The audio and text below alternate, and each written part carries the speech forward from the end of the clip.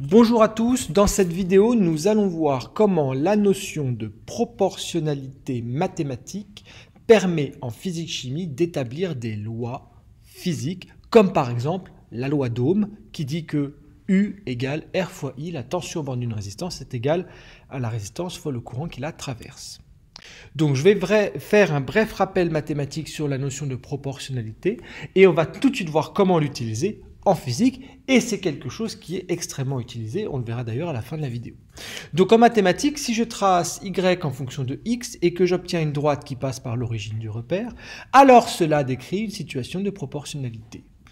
Les mathématiciens me disent que j'ai donc droit d'écrire que y c'est égal à k fois x, où k est le coefficient de proportionnalité, et que ce fameux k, coefficient de proportionnalité, se calcule en faisant y max moins y min divisé par x max moins x min. Alors, là c'est plutôt abstrait, on va tout de suite en faire un cas concret sur la loi d'Ohm par exemple. Je mesure U, la tension au bord d'une résistance, en fonction du courant I qui la traverse. Et bien j'y vais, je trace U en fonction de I. Donc, pour le point 0, 0, je suis à l'origine du repère. Quand la tension U vaut 2, le courant I vaut 1, etc., etc. J'obtiens une droite qui passe par l'origine du repère. J'ai donc le droit d'aller utiliser les deux relations de proportionnalité qui nous viennent des mathématiques. Seulement, je vais simplement comparer le point mathématique avec ce que moi j'ai en physique. En mathématiques, lorsqu'en ordonnée, l'axe vertical j'ai Y, en physique j'ai U, je vais donc remplacer Y par U dans les formules. Et en abscisse, axe horizontal, en mathématiques j'ai x, en physique j'ai i, je vais donc remplacer x par i. Et bien j'y vais. Au lieu d'écrire y égale k fois x, je remplace y par u, je remplace x par i. J'obtiens alors u égale k fois i. U et i, je les connais, ils sont dans le tableau de mesure. Du coup, qu'est-ce que je vais chercher à calculer? Le fameux coefficient de proportionnalité que j'ai noté k. Et bien on se rappelle là encore une fois que je remplace les lettres y par u et les lettres x par i. Je recopie simplement la formule. Et maintenant, on va essayer de réfléchir à ce que vaut U max, U min, I max, I min. U, c'est pour la tension, max, c'est pour maximum.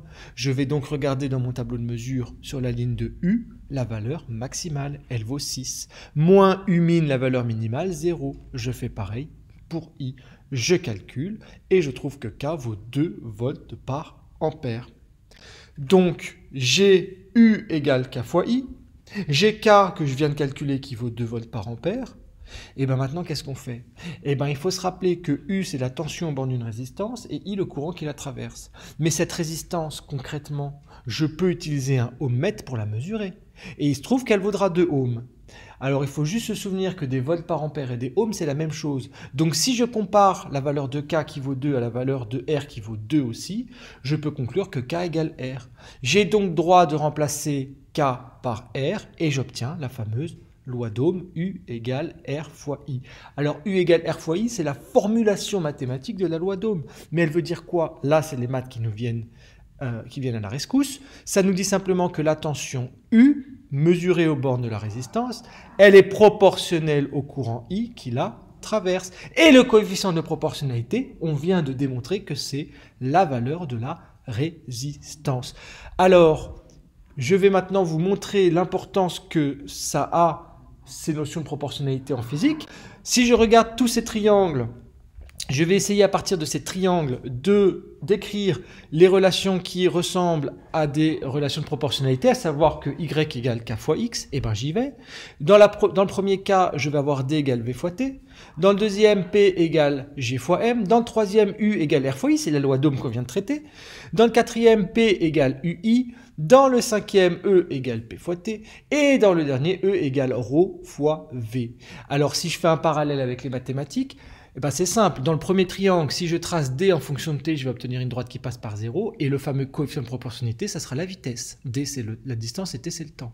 Dans le deuxième triangle, si je trace le poids d'un objet en fonction de sa masse, eh ben je vais avoir que le coefficient de proportionnalité, c'est la gravité. Le poids d'une personne, c'est la gravité fois sa masse. Le troisième triangle, c'est la loi d'Ohm. Si je trace U en fonction de I, j'obtiens une droite. Le coefficient de proportionnalité vaut R. Le quatrième triangle, si je trace la puissance électrique en fonction du courant, j'obtiens une droite qui passe par 0. Le coefficient de proportionnalité, c'est la tension. Le Cinquième, si je trace l'énergie en fonction du temps, j'obtiens une droite qui passe par 0. Le coefficient de proportionnalité K, ça sera P, la puissance électrique. Et dans le dernier cas, si je trace la masse d'un objet en fonction de son volume, je vais obtenir une droite qui passe par 0, K sera égal à ρ, c'est ce qu'on appellera la masse volumique. Je pourrais continuer comme ça pour beaucoup d'autres relations. Là, l'idée, c'est de comprendre que la notion de proportionnalité en mathématiques, elle est extrêmement importante en physique. Elle permet d'établir un certain nombre de formules simples, comme celle qu'on vient de voir ici, par exemple. Donc, tout le problème se résume à un tracé de graphique, à observer qu'on a une droite qui passe par l'origine du repère et ensuite à aller prendre les résultats mathématiques et les adapter à la physique en remplaçant x et y par leurs équivalents dans nos exercices. J'espère que cette vidéo vous permettra de mieux comprendre les notions de proportionnalité mathématique appliquées à de la physique-chimie. Je vous souhaite de bonnes révisions à tous et à bientôt.